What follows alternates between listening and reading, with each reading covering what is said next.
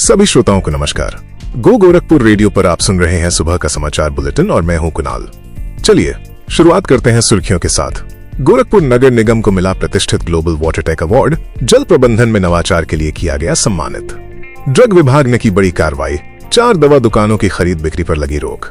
गोरखपुर के BRD medical college में MBBS के 2 छात्रों का नामांकन रद्द, फर्जी स्वतंत्रता संग्राम सेनानी प्रमाण पत्र का हुआ खुलासा। आप नेता की हत्या के आरोपी पिता पुत्र ने सिविल कोर्ट में किया सरेंडर। दीनदयाल उपाध्याय गोरखपुर विश्वविद्यालय में स्नातक और परास्नातक कक्षाओं में बची हुई सीटों के लिए आज से होगी स्पॉट काउंसलिंग। कुशीनगर में धारदार हथियार से एक युवक की हत्या, पुलिस ने कुछ आरोपियों को पकड़ा। मारवाड़ी युवा मंच शाखा द्वारा गोरखपुर में लगाया जा रहा है 3 दिवसीय निःशुल्क कृत्रिम अंग प्रत्यारोपण शिविर।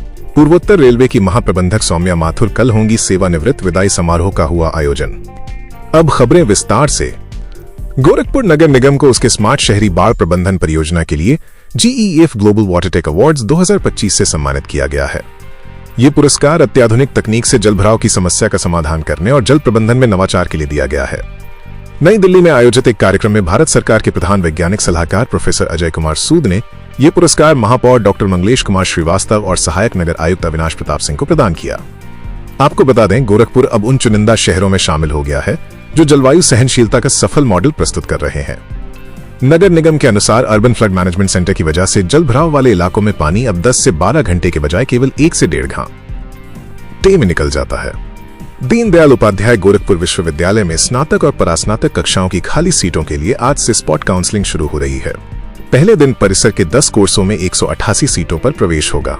जिन कोर्सों में प्रवेश होगा उनमें BCA, BSc कृषि, BCom, MA अंग्रेजी, MA गृह विज्ञान, MCA, MCom, MSc biotechnology, MSc chemistry और MSc प्राणी विज्ञान शामिल है। प्रवेश मेरिट के आधार पर होगा। अभ्यर्थियों को सुबह 10 बजे से 11 बजे तक संबंधित संकाय या विभाग में अपनी उपस्थिति दर्ज करानी होगी।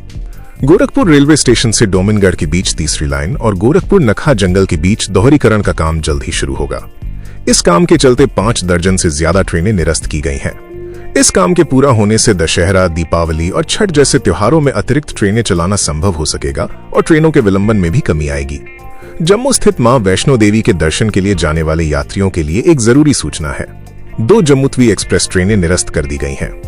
बरौनी से 31 अगस्त को चलने वाली बरौनी जम्मूतवी एक्सप्रेस निरस्त रहेगी और जम्मूतवी से आज चलने वाली जम्मूतवी गोरखपुर एक्सप्रेस भी निरस्त कर दी गई है। पूर्वोत्तर रेलवे की महाप्रबंधक सुश्री सौम्या माथुर कल यानी 31 अगस्त को सेवानिवृत्त होंगी। उनके सम्मान में 29 अगस्त को एक समारोह का आयोजन किया गया था। इस समारोह में उन्हें सेवा प्रमाण पत्र, गोल्ड प्लेटेड मेडल और स्मृति चिन्ह प्रदान कर सम्मानित किया गया। उनके साथ सहायक कार्मिक अधिकारी अनिरुद्ध कुमार और सचिव प्रमुख मुख्य परिचालन प्रबंधक अशोक कुमार पांडेय भी सेवानिवृत्त हो रहे हैं। अगर आपको अपने बिजली का बिल भरना है तो आपके लिए एक अच्छी खबर है। विद्युत नगरीय वितरण खंड राप्ती नगर के अंतर्गत आने वाले सभी उपभोक्ता रविवार को भी अपने बिजली बिल का भुगतान कर सकते हैं। राप्ती नगर, शाहपुर, मेडिकल कॉलेज और मानबेला उपकेंद्रों से जुड़े उपभोक्ताओं के लिए बिलिंग काउंटर खुले रहेंगे। इसके अलावा रोड चौड़ीकरण के काम के चलते आज पादरी बाजार, लक्ष्मीपुर और न्यू जंगल घूषण फीडर से जुड़े क्षेत्रों में सुबह 5 घंटे तक बिजली आपूर्ति बाधित रहेगी। गोरखपुर में मारवाड़ी युवा मंच शाखा द्वारा निःशुल्क कृत्रिम पैर प्रत्यारोपण शिविर का आयोजन किया जा रहा है। ये शिविर 7, 8 और 9 सितंबर को सिविल लाइन स्थित गोकुल अतिथि भवन में होगा। शिविर में पंजीकृत लाभार्थियों को चिकित्सा, रहने और खाने की सुविधा मुफ्त दी जाएगी। बीआरडी मेडिकल कॉलेज में MBBS के 2 छात्रों का नामांकन रद्द कर दिया गया है। इन दोनों छात्रों पर फर्जी स्वतंत्रता संग्राम सेनानी प्रमाण पत्र लगाने का आरोप है। चिकित्सा शिक्षा निदेशालय के निर्देश पर कॉलेज प्रशासन ने ये कार्रवाई की है। अब इन छात्रों की जगह वेटिंग लिस्ट के बच्चों को मौका मिलेगा। गोरखनाथ क्षेत्र में आम आदमी पार्टी के नेता की हत्या के आरोपी अभिषेक पांडे और उसके पिता हिमालय पांडे ने शुक्रवार को सिविल कोर्ट में आत्मसमर्पण कर दिया है। पुलिस ने लगातार उनके घरों पर दबिश दी, जिसके दबाव में आकर बाप बेटे ने ये कदम उठाया। आपको बता दें, कुंज बिहारी निषाद अपने 50,000 रुपए मांगने अभिषेक के घर गए थे, जहां बहस के बाद उन पर जानलेवा हमला हुआ और इलाज के दौरान उनकी मृत्यु हो गई। ड्रग विभाग की टीम ने शुक्रवार को महिला अस्पताल के गेट के पश्चिम तरफ स्थित 4 दवा दुकानों पर छापा मारा। अनियमितताएं पाए जाने के बाद चारों दुकानों की खरीद बिक्री पर रोक लगा दी गई है। इनमें Ankit medical store, Krishna medical store, Ravi medical store और विक्की मेडिकल स्टोर शामिल हैं। अंकित मेडिकल स्टोर का लाइसेंस 1 साल से एक्सपायर हो चुका था, जबकि बाकी 3 दुकानों पर फार्मासिस्ट नहीं थे और बिल भी सही नहीं थे। कुशीनगर जिले के कुबेरस्थान थाना क्षेत्र के ग्राम सेमरा हरदो में शुक्रवार की शाम उत्कर्ष सिंह नाम के एक युवक की धारदार हथियार से हत्या कर दी गई है। पुलिस ने कुछ हमलावरों को पकड़ लिया है। लेकिन हत्या के कारणों का अभी पता नहीं चल सका है। तो ये थे कुछ मुख्य समाचार।